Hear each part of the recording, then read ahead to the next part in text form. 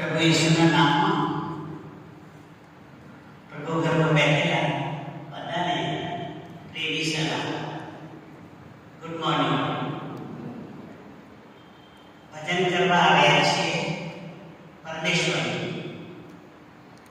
અને પરમેશ્વરની ઈચ્છા છે કે આપણે ભજન કરીએ, એટલા માટે બોલાવ્યા.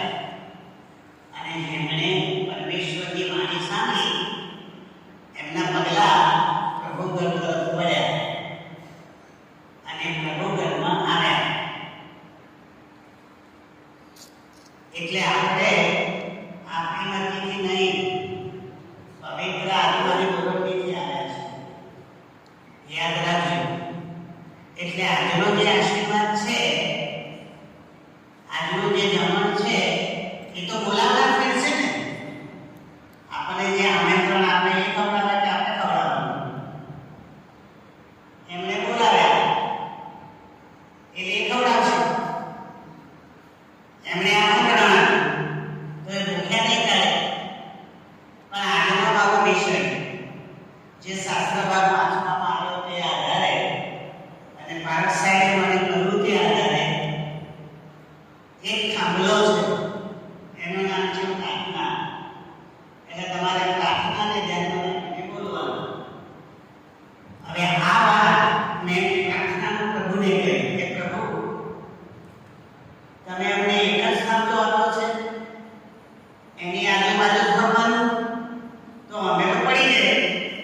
એટલે પ્રભુએ મને કીધું કે ના, કોઈ પણ વ્યક્તિને ટકી રહેવા માટે ઓછામાં ઓછા 3 પગ જોઈએ, 3 થાંભલા જોઈએ.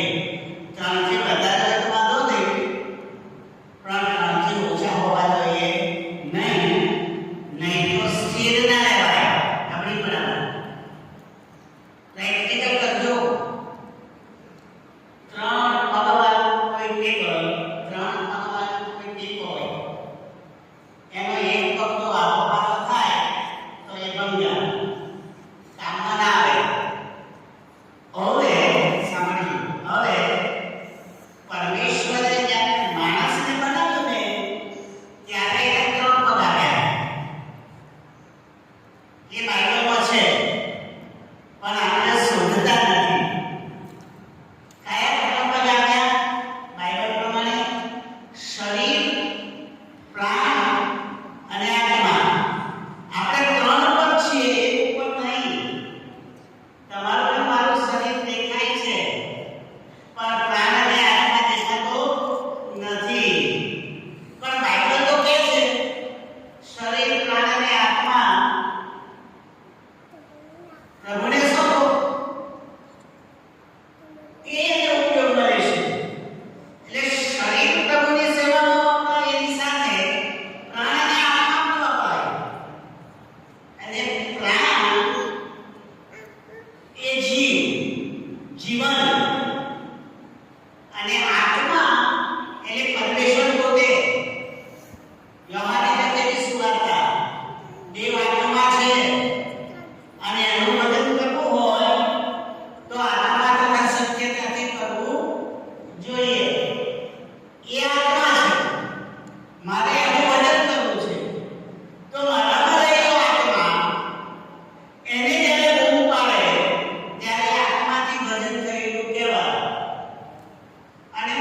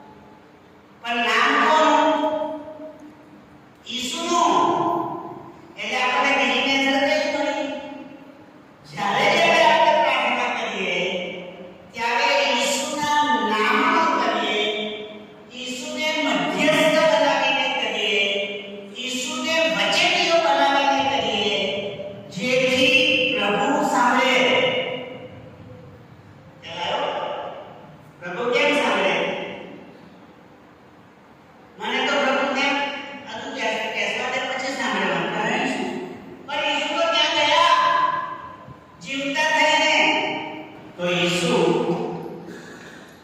જીવતા થઈને સ્વર્ગમાં ગયા એ વિશે યહૂદાના પત્રમાં એ પ્રમાણે લખવામાં આવ્યું છે કે આપણે મરણ પામીએ ત્યારે આપણે ગભરાઈએ નહીં, કારણ કે સ્વર્ગમાં આપણો મધ્યસ્થ એટલે ઈસુ ખ્રિસ્ત છે. યાદ રાખો, આપણો મધ્યસ્થ છે અને એટલા માટે આપણે ઈસુના નામમાં પ્રાર્થના કરીએ છીએ. તો પ્રાર્થના વખતે પાપને કરવાની, ઈસુના નામમાં કરવાની. એટલે બાપ પાસે પ્રાર્થના ગઈ, હવે મને આશીર્વાદ ક્યારે મળે, મને લાભ ક્યારે મળે? પરમેશ્વર પાસે પ્રાર્થના ગઈ એની કોઈક મને આપીને ખબર આપે ત્યારે. અને બાઇબલમાં લખ્યું છે પવિત્ર આત્મા પ્રાર્થનાનો પ્રત્યુત્તર લઈને આપે છે. હું પ્રાર્થના કરું છું, ઉપર જાય છે અને ઉત્તર લઈને પાછા આવે છે. એ પવિત્ર આત્મા. હવે મારો મેઇન પ્રશ્ન સાંભળજો. પવિત્ર આત્મા મારી સાથે આકાશમાંથી આશીર્વાદ લઈને આવે છે, એની સાબિતી બાઇબલમાં છે. તો મારું માગેલું પૂરું થાય તો મને સાબિતી મળે કે હા ભાઈ મારી પ્રાર્થના સાંભળી. તો એવું બાઇબલમાં પિત્તર માટે થયું. પિત્તર કેદખાનામાં હતો, બીજા દાડે મારી નાખવાનો હતો. પણ મંડળી પેલા ઘરમાં એકઠી થઈને પ્રાર્થના કરતી હતી. તો મંડળી પ્રાર્થના કરતી હતી, આ બાજુ દૂત આવ્યો, કેદખાનાના દરવાજા ખોલી નાખ્યા, હવે પેલીઓ છૂટી ગઈ. પિત્તર ચાર દરવાજા પસાર કરીને બહાર આવ્યો. ત્યાં સુધી પિત્તરને એમ જ હતું કે હું તો સ્વપ્ન જોઉં છું. પણ હકીકતમાં જ્યારે બહાર નીકળ્યો, જાણ્યો ત્યારે ખબર પડી કે આ તો દેવના દૂતે મને છોડાવ્યો. તો દેવના દૂતે પિત્તરને જેલમાંથી છોડાવ્યો એ પેલી મંડળીના પ્રાર્થનાનો પ્રત્યુત્તર. એટલે જ્યારે મંડળી કોઈ સેવક માટે, કોઈને ગરીબ માટે, કોઈ મુશ્કેલીમાં પડ્યો છે એના માટે હૃદયથી પ્રાર્થના કરે, પ્રભુ એને સાચો કરે, પ્રભુ એને સહાય કરે, ત્યારે ખબર પડે કે મારી પ્રાર્થના સાંભળવામાં આવી. એટલે આપણો પ્રભુ આપણી પ્રાર્થના સાંભળે છે એ પણ માનવું જોઈએ. હવે બાઇબલનું વાક્ય સાંભળો. બાઇબલમાં આ પ્રમાણે લખવામાં આવ્યું છે કે આપણો ઈશ્વર, આપણો પ્રભુ બહેરો નથી કે ના સાંભળે. આવું લખ્યું છે. એનો અર્થ, જો મને પ્રભુ પર વિશ્વાસ હોય તો મારે એ પણ વિશ્વાસ રાખવો જોઈએ કે ત્યાં રહીને એ મારું સાંભળે છે, કારણ કે ઈસુ મારફતે પ્રાર્થના કરી, ઈસુના નામમાં પ્રાર્થના કરી અને ઈસુ મધ્યસ્થ છે, મારી પ્રાર્થના સાંભળવામાં આવે. તો આ પ્રાર્થનાનો મેઇન આધાર હું આવું માનું છું. સાંભળજો, મોટા ભાગના ખ્રિસ્તીઓ પ્રાર્થના એટલે શું? મારી ગરજો એને કેવી, મારી જરૂરિયાતો એને કેવી, મારી તકલીફો એને કેવી, આ જે આપણે બોલીએ છે ને એને આપણે પ્રાર્થના કહીએ છીએ. પણ પ્રાર્થના બાઇબલ પ્રમાણે એથી વિશેષ છે. કઈ વિશેષ છે? ટુ વે નથી, વન વે છે. તમે જ્યારે પ્રાર્થનામાં જાઓ છો ત્યારે પ્રભુ પણ સામે મળવા આવે છે, નીચે આવે છે. ઈસુના નામમાં કરેલી પ્રાર્થના પ્રભુ પવિત્ર આત્મા દ્વારા તમારા હૃદયોમાં આવે છે. એ ક્યાં લખ્યું છે? કારણ કે બાઇબલ પર આપણે માનો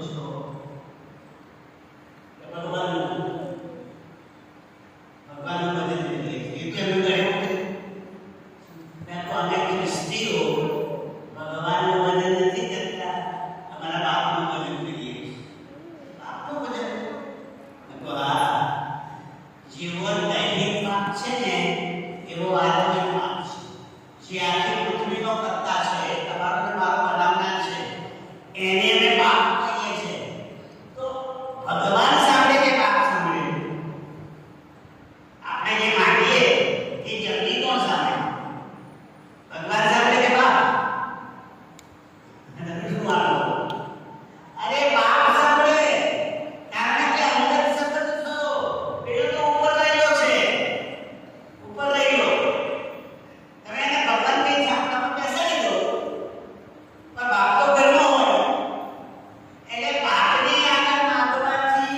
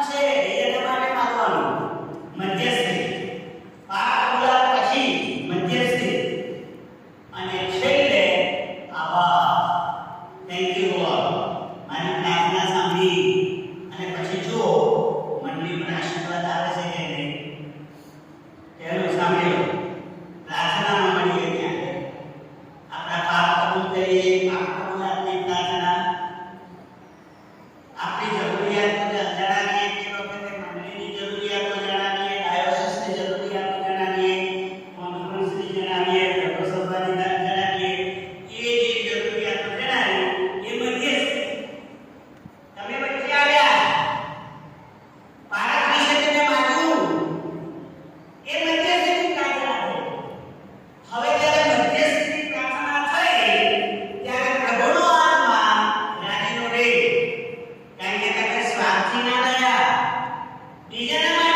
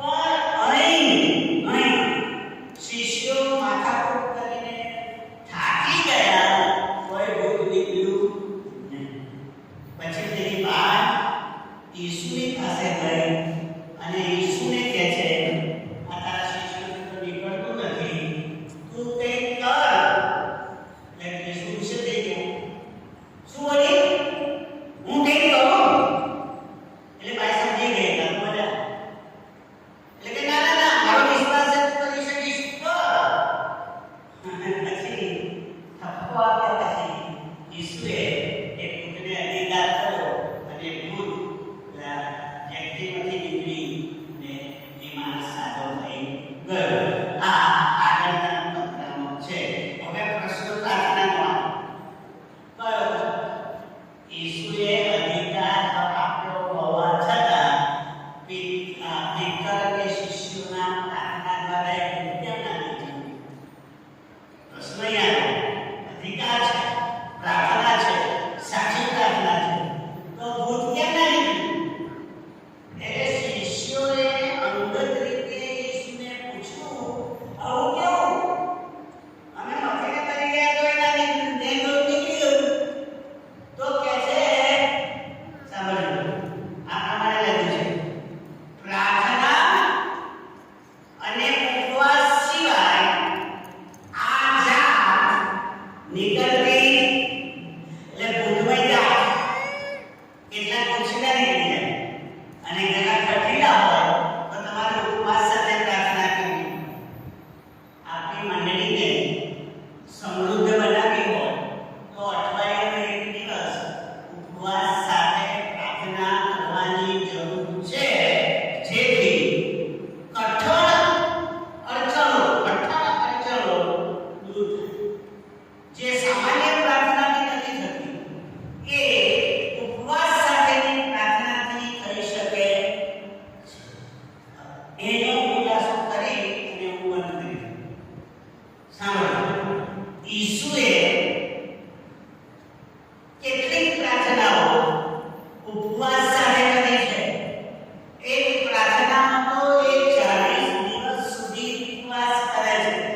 40 દિવસ અને 40 દિવસની પ્રાર્થના પછી, ઉપવાસ પછી જ્યારે એ ભૂખ્યો થયો ત્યારે શૈતાન એને 3 વખત નડ્યો. શૈતાન ઈસુને નડ્યો 3 વખત, પણ 3 વખત ઈસુ જીત્યા. ઈસુ જ્યારે પ્રાર્થના કરીને નગરમાં આવતા હતા ત્યારે શૈતાન કહે છે કે ભૂખ્યો થયો છે ને, તો આ પથ્થરને કહે કે રોટલી થઈ જાય અને